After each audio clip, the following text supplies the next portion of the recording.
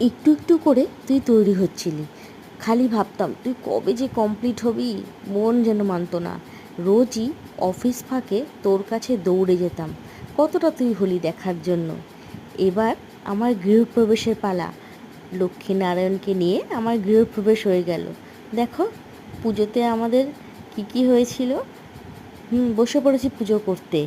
তারপরে রাত্রিবেলা সব বন্ধুবান্ধব ফ্যামিলি নিয়ে একটা ছোট্ট প্রোগ্রাম হলো। খুব ভাল লাগছিলো, যে তখন মনে হচ্ছিল যে আমার নিজের ডেস্টিনেশনে পৌঁছে গেছি। আমার প্রথম চা করা, এই দেখো, প্রথম দিন প্রথম চা। তারপরে হান্ডি চিকেন, এইসবে শুরু হয়েছিল আস্তে আস্তে তোকে নিয়ে সব পথ চলা। আমাদের প্রথম ভাইফোঁটা এই ঘরে, মানে আমার নতুন বাড়িতে আমার প্রথম সবজি, এই দেখো। তার সাথে প্রথম ফুল, এই দেখো, সাদা অপরাজিতা।